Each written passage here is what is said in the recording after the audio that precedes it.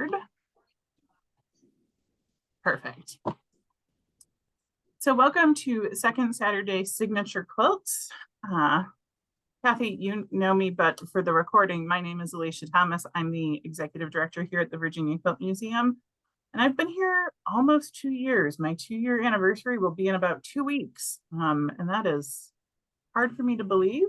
And I'm delighted to see what the next 2 years bring here at the Quilt Museum. So I've got, I think, 5 or 6 quilts here that we're going to talk about. As I generally do for Second Saturdays, I have them in chronological order. So we'll start with the oldest one and come to the present. If you have any questions, just shout them out and we will go through these.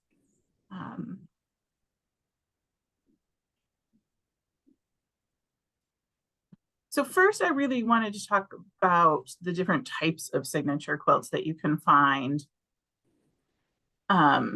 And I got these definitions from I got the first 2 definitions from an article by Barbara Brackman in the AQSG Uncoverings publication. And that was from the 1980s or 90s, I think. 1989 Uncoverings. Wow. And she had a whole article on signature quilts, 19th century trends. And you can find that article on the Quilt Index. They have a lot of the Uncovering articles digitized on there now. I will say, unfortunately, those digitizations don't include the pictures that were included in the articles, but all the text is there. And so Barbara Brackman defined for her research 2 different types of album or of signature quilts she was looking at: the sampler album and the single pattern friendship. And the sampler album is where each block is a different design. So what you would think of when you think of a Baltimore album quilt. And then the single pattern friendship album or friendship signature quilt is where all the blocks are the same. So if it's some version of an 8-pointed star block or a log cabin, something like that, where it's all the same block with just signatures in the blocks. Then I also added breadwork. That was not included in Barbara's article in Uncoverings, mainly because it was kind of a little bit out of her time period of what she was really looking at. But breadwork quilts are embroidered. So it's breadwork embroidery on quilt tops. And breadwork became incredibly popular after the 1876 Centennial Exhibition in Philadelphia. And then there are also fundraiser quilts, which really span almost the entire time of quilting history. And those are ones that are made specifically to raise money for a project. And so a breadwork quilt could be a fundraiser quilt, a sampler album could be a fundraiser quilt. It all just kind of depends on why it was made. So our first one, you saw this last month if you were at the Baltimore Album Second Saturdays, and it's currently on display at the museum right now. But it is a great example of a sampler album signature quilt. So this is our Brashears Baltimore Album quilt. It was made in 1848 to 1849. We know that because it's dated on the quilt. This is one of the quilts that we probably know the most about in our collection because so much was documented right on the quilt.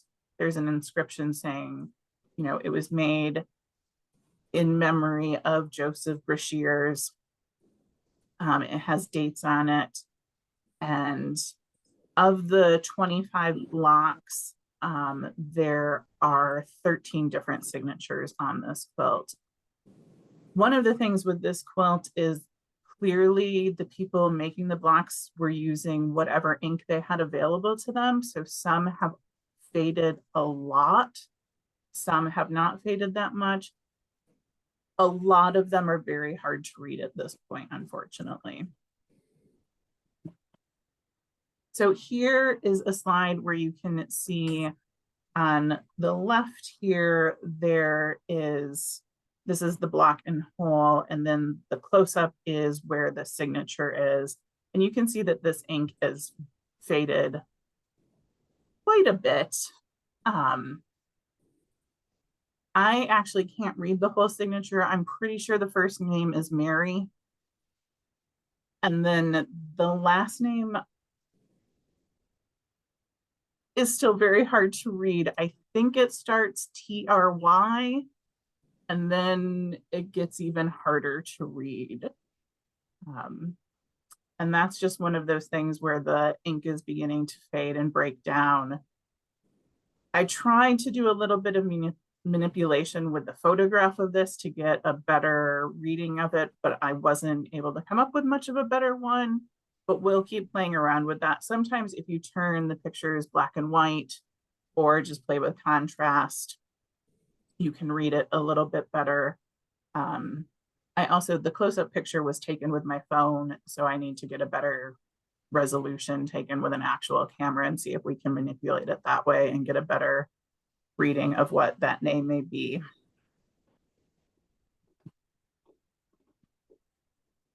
This is the inscription that describes who the quilt was made for. So it reads, Joseph Brashears, his quilt made by his friends, presented by his cousin Ellen Knighton, 1848. And this, you can see, I turned this picture into black and white because it is easier to read that way than the original, where it's just beginning to fade a little bit. One of the other things I really love about this quilt is all the little inking details they did along with the writing, like these nice little leaves and stems and the laurel wreath that was around the name on the last one. My handwriting is atrocious, so these people that are doing this on fabric with like what would have probably not been great pens in 1840s is they're much better than I am at handwriting and calligraphy.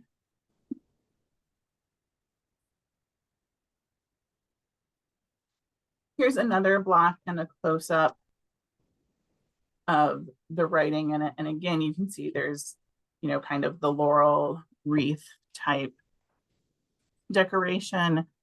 This one, the ink has smudged so much that I can't really read it. I think it's Eliza, E-L-I-Z-A is the first name.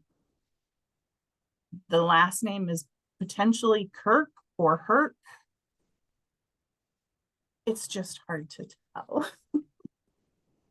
But if you're familiar with this quilt in our collection, it was made in memory of Joseph Brashears. He was a ship captain. He was lost at sea, and his friends and family made this quilt to remember him. And then it was passed down through his family to the person in each generation that was named Joseph or Josephine until it was donated to us. And we are very lucky to have it. It's a beautiful Baltimore album, and it's a great example of an early sampler album signature quilt. The signature sampler album quilts really started showing up in the late 1830s and became very popular up until the Civil War and then kind of fell out of fashion. So this 1848 really fits right nicely in that time frame of what this is.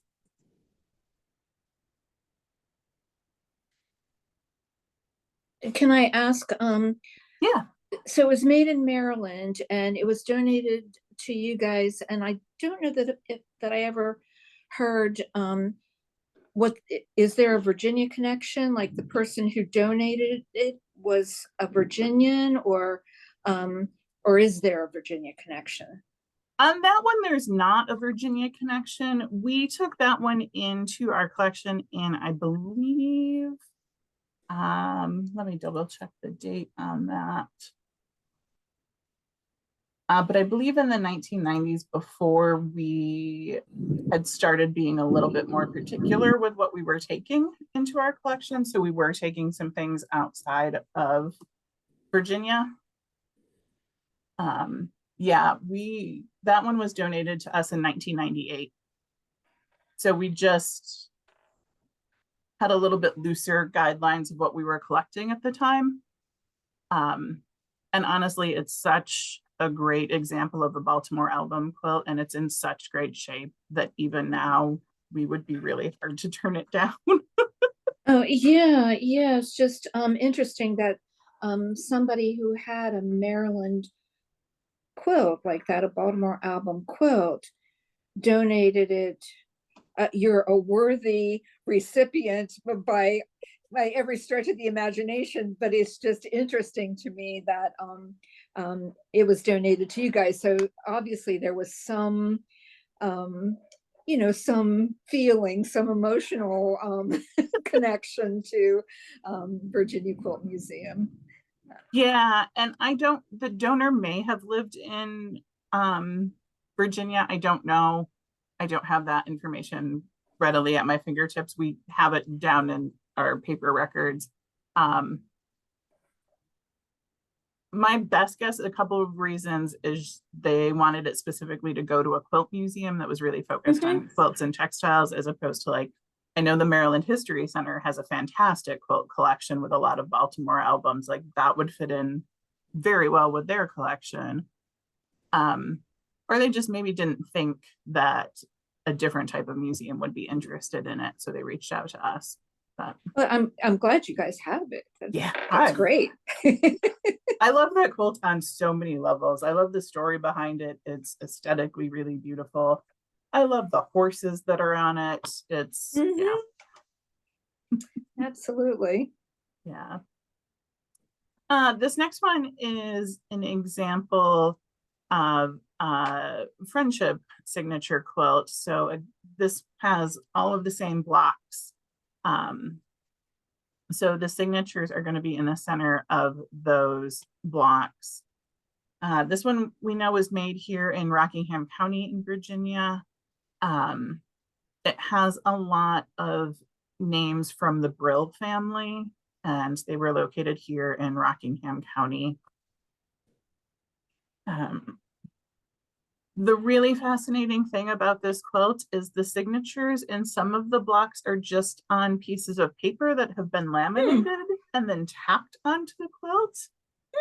So it kind of seems like it's a project that maybe wasn't finished. Like maybe they were planning on having one person embroider all of the names once the quilt was put together, or they were going to have one person ink all of the names, and it just didn't happen. So there are some names that are embroidered, but then most of them are like this one, where they're just on little scraps of paper that have been laminated at some point. They were laminated before it was donated to us. And then they're just kind of tacked onto the squares. So it's a fascinating one for that reason. This name is Virginia Michaul. It's Michaul. And at first I thought, am I just reading this wrong? And that's supposed to say Michael. But there's at least one other block with the same last name, and it's definitely AUL is how it's spelled. So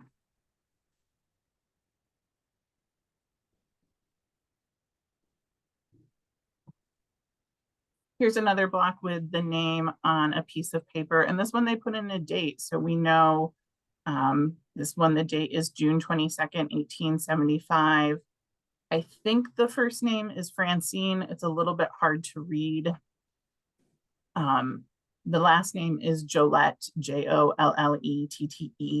and that was a common name in the area where they were from in Rockingham County. So it tracks with that information that we know about it. I'm also noticing in these pictures that this fabric is held up really well in this quilt.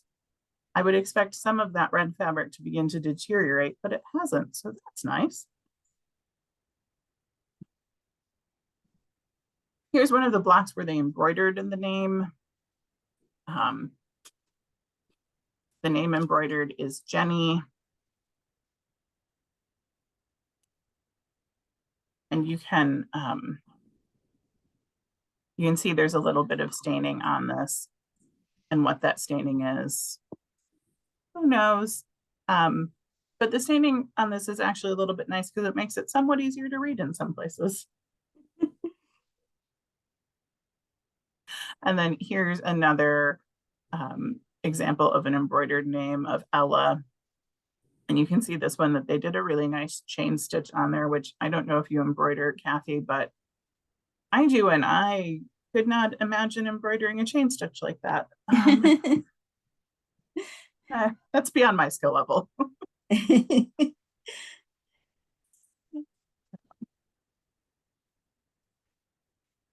Next up, I've got actually two red works that I'm gonna show you. This one is a red work, and we actually have the matching pillowcase shams that go with it. It was dated about 1909. And I say Roselawn, Virginia, question mark here, because Roselawn, Virginia does not exist anymore. So we don't know if it was supposed to be Roseland, Virginia. We're still trying to figure that out. The quilt itself is 70 by 78 inches. The shams are 30 by 31 inches. And this is one of the first quilts the Quilt Museum took in our collection. So we actually took it in before we opened to the public. So we've had it since 1991. And the quilt is 5 by 6 blocks, and each block is 14 inches square. And there's roughly 630 signatures on this quilt. Whoa. Wow. Yeah. Wow. This is one of the shams.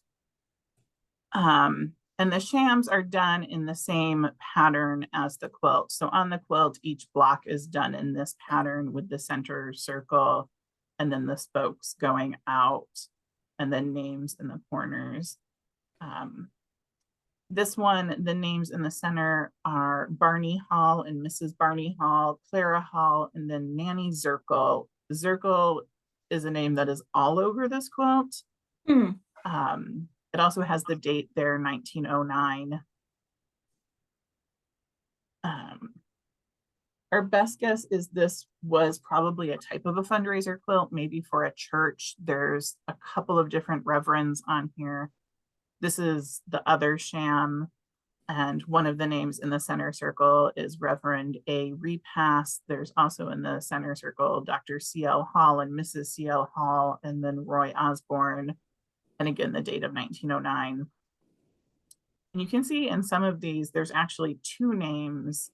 So like right to the left of the center circle, there's both Maggie Bremer and J.C. Wolf in one line there. So there's probably more than 630 names on this quilt. As I was putting this presentation together earlier this week, I was like, this is a project I need to pass off to an intern, is to just go through this quilt and transcribe all of these names for us.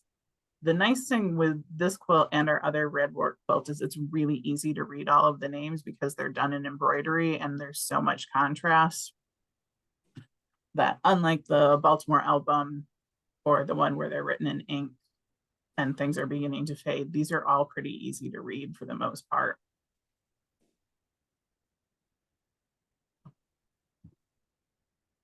Here are just a couple of squares from the quilt. And one of the things that is interesting about this is on here, it says Lima, Ohio.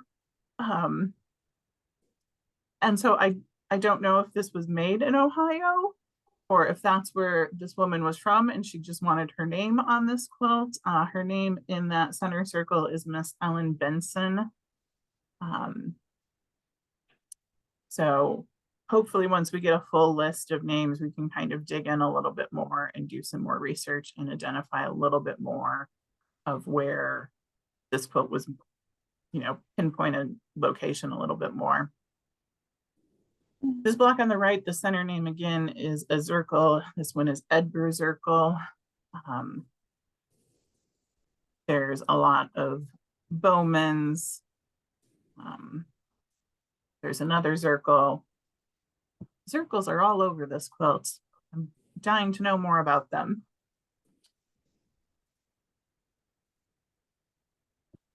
Next up, this is another signature red work quilt, but it's done in a little bit different pattern. And I really like this one because this pattern very much reminds me of a Dresden plate. Mhm. It is like a Dresden plate, just done in embroidery. This one was also probably done as a fundraiser. It was made by members of the Junior OUAM, which is the Junior Order of United American Mechanics. Hmm. And I had to go look up what they were because I was like, Yeah. I've never heard of this organization. They are a fraternal organization. They still exist today. They're really kind of in the mid-Atlantic region from Pennsylvania down to North Carolina, over throw in Kentucky and Tennessee into that is kind of the area they're still active in. And they are a patriotic fraternal organization. They started in the late 1800s. They were originally the youth affiliation of just the Order of United American Mechanics. But they, at some point in the 1900s, and I don't know when because I didn't fully dive into their history, the older organization ceased to exist. So now there's just the junior order, which I thought was interesting. But we know this one was made in Waynesboro, Virginia, which is about 45 minutes from us here in Harrisonburg. The quilt is 69 by 85.5 inches, so it's a decent sized quilt. And I should say both this red work and the other one are just quilt topped. They're not finished. They're not quilted.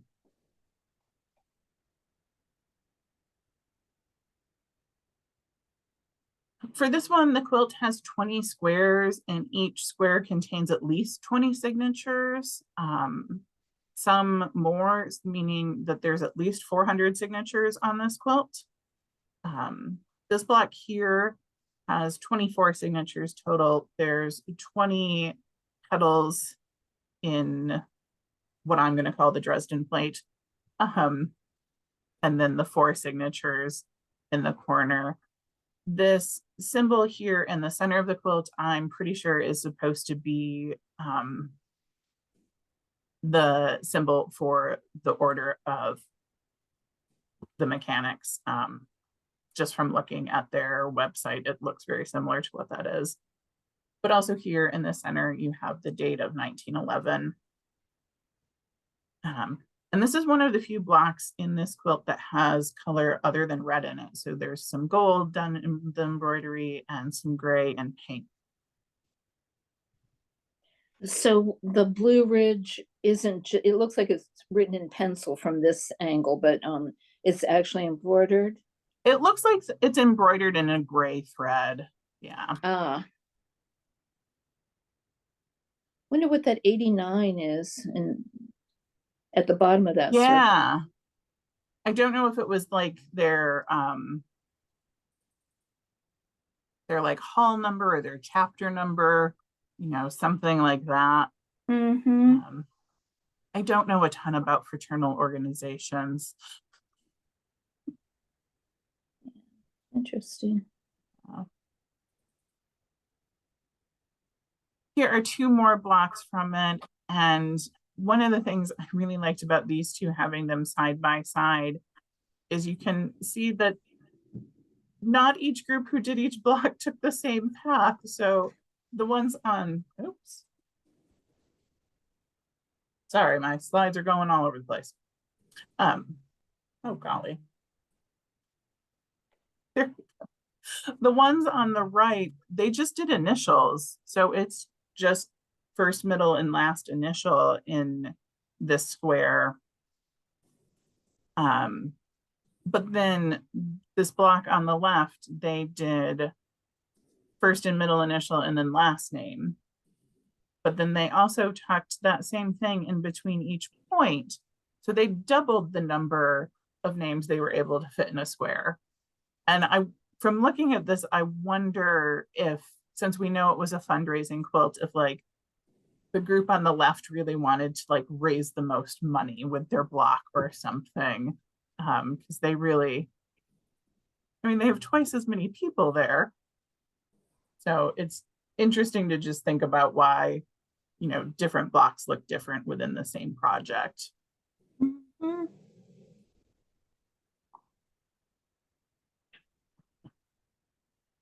And then again, here are just two other blocks from it. And you can see in the one on the left, there's the date of February 22nd, 1911.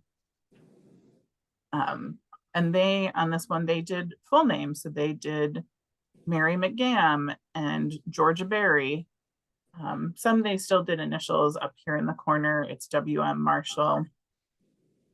And then again, the block on the right, they just did initials again. And in the center of that star, it says Lippy. And I don't know what that means. I don't know if that was someone's last name or, you know, what it could possibly be.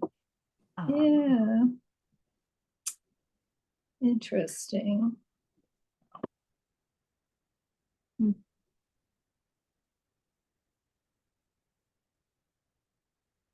Next up, we have a very different type of signature quilt.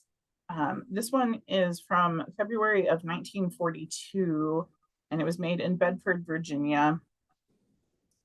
And it's 73¼ inch by 83 inches.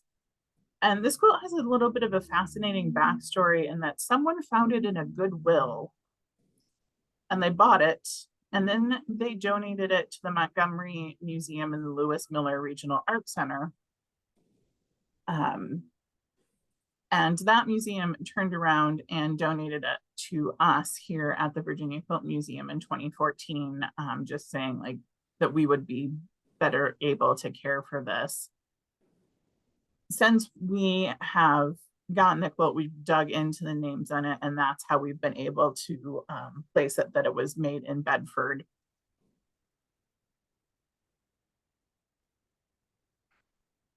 But all of the signatures in this one are done in embroidery. And while it looks a little bit like a crazy quilt, it's actually done in a very orderly way. So it is 8 columns wide and it's made up of blocks. So if you look at the block here that says David E. May, that red fabric that has David's name embroidered on it is really the center of David's block. So the top is that pink and purple, and then the bottom is that navy and the little bit of the blue. Oh, And so, interesting. yeah, Oh. it's a little bit easier to tell in another picture I'll show you in just a minute. But I didn't notice this until we were taking pictures of this, because from far away, it does just kind of look like a crazy quilt with an orderly placement of names. But then once you really look at it, and it's honestly even easier to see in the pictures than in person, you can see that it is actually laid out in squares and blocks. Yeah, but you do really have to look at it to see Yeah. that first. But then once you see it, you can't unsee it. Exactly. And this is a tied quilt, so you can see it looks like they were probably using embroidery thread to do the tying, which is a pretty common practice. A couple of the names that are really prominent in this quilt is the last name Powell. You can see there's Dulcie and Nora Powell, there's Charles Douglas Powell, there's Raymond Powell, there's May Powell, Martha Martin Powell. Clearly there were a lot of Powells involved in this project. The other name you'll see pop up a lot is May. And again, since this came from a Goodwill, we don't know the full story behind it, but it could be a family quilt, it could be a church quilt. You know, if you're talking 1940s in a rural church, a lot of the members of that church may have been related. It could have been made for something like a family reunion or something like that. True, true. Yeah. Those fabrics are so 30s and 40s. I know. They're Yeah. great. It's a fantastic study in 30s and 40s fabric. And it's interesting because fabric repeats in different blocks all across the quilt. So they were clearly kind of using a communal fabric source, or they were piecing their blocks together. They weren't all working on this at home. This kind of teal with the red circles is everywhere. Yeah, it's a really fun one. It's really vibrant. And I'm really glad someone rescued it from a Goodwill. Oh my gosh, yeah. It also makes you wonder, like, who donated this to a Goodwill? I know. The last of the Powell family. Yeah. Oh my gosh. Yeah. I have a quilt that is somewhat similar to this in that it's very much kind of a crazy scrappy quilt. Mine does not have any names on it, but it was made by my great-grandmother in the 1960s. So it includes like scraps from dresses she made for like my mom and my aunt and their cousins. Aww. And it's hilarious because it is like 1960s fabric. But I also love it because it's kind of obnoxious because it's 1960s fabric. But it's done in this very much like kind of crazy quilt, but still done within blocks. And it's just a tied quilt. But it's one of the ones I have for my family that I love. Oh, it sounds really fun. Yeah. And it's at some point my mom had to replace the binding on it just because, as you know, bindings go if quilts are actually used. And she was like, do you really want me to fix this? And I was like, yes, I love this quilt.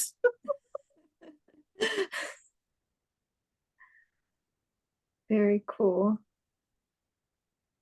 So this is our last quilt. And this is a First Night Resolutions log cabin quilt that was actually made by members of Harrisonburg City. So here where the Virginia Quilt Museum is located.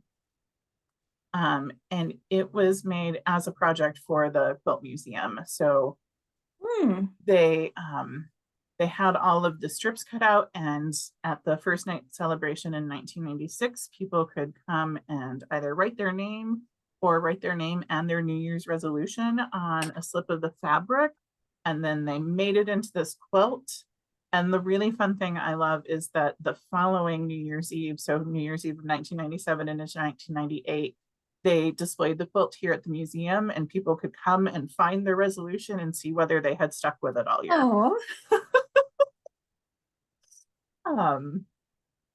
That is fun. Yeah. This is the center square of the quilt. The whole quilt is 7 squares wide by 9 squares long.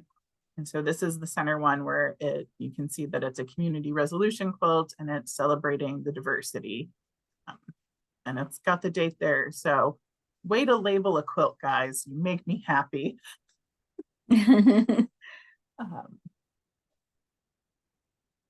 It's really filled with names too. Yeah, this is another one that we need to get some people just to start transcribing what all is written in here, because it's a fantastic little look at human nature, honestly.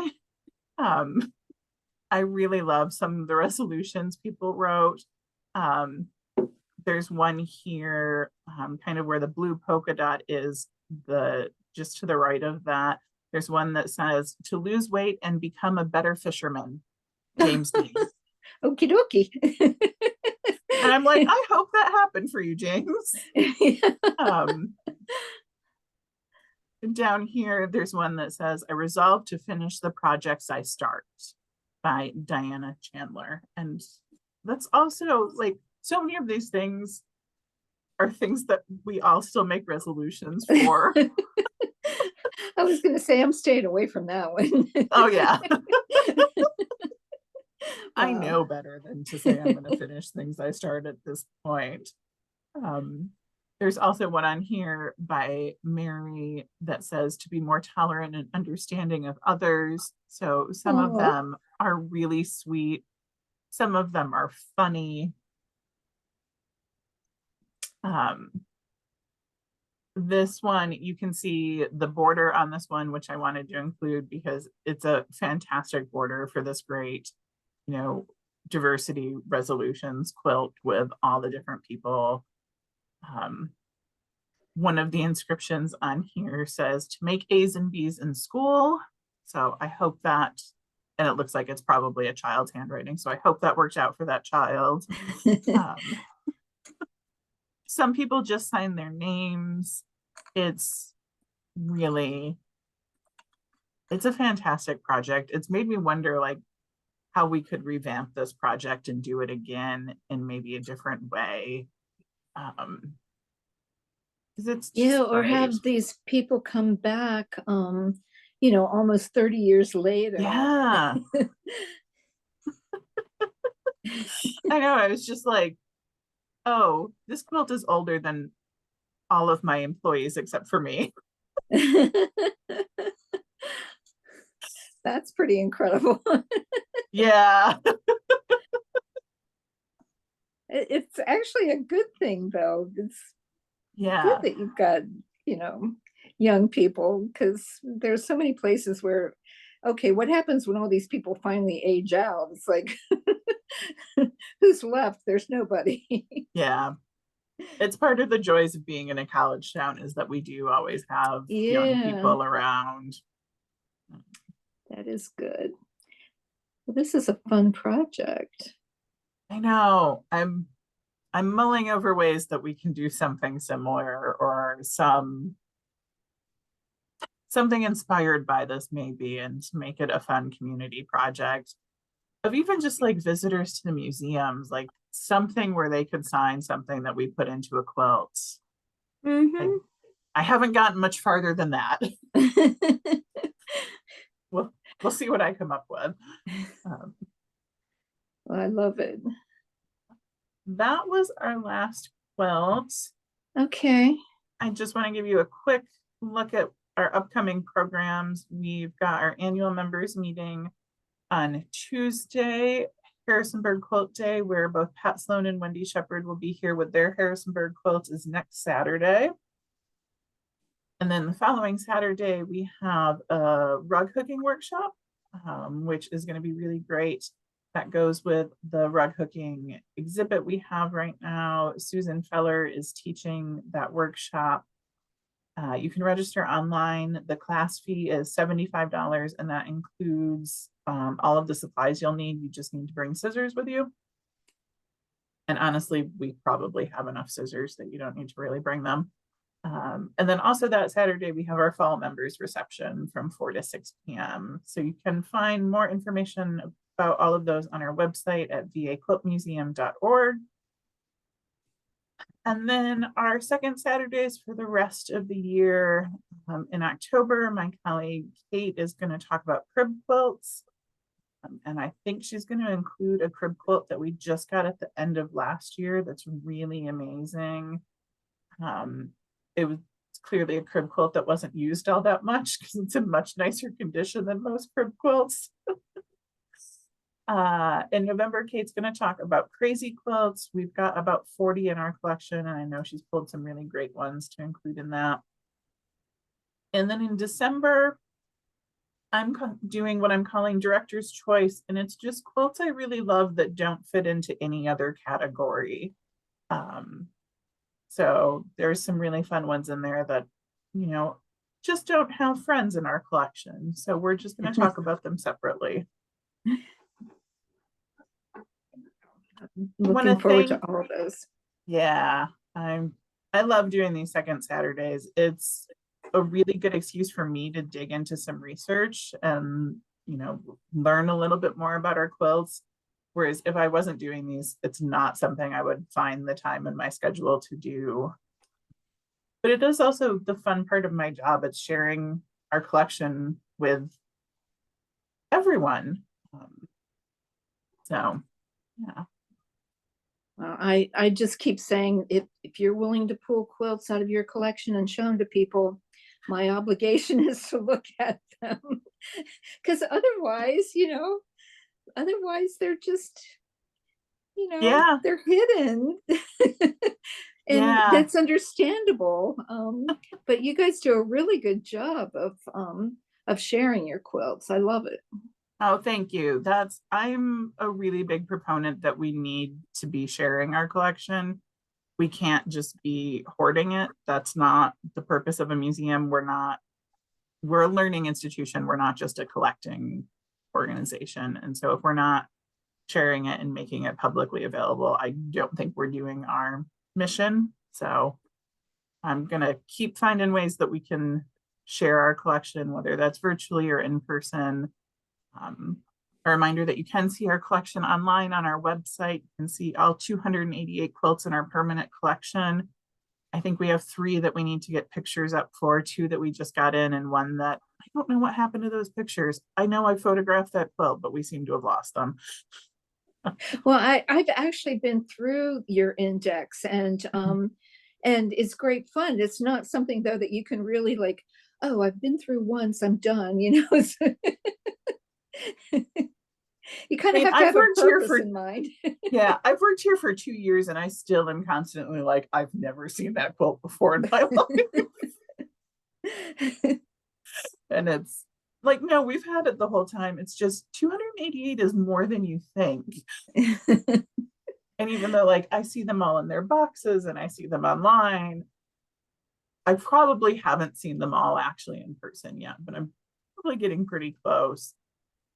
But there's always something that pops up where I'm like, we own that. Then I laugh at myself.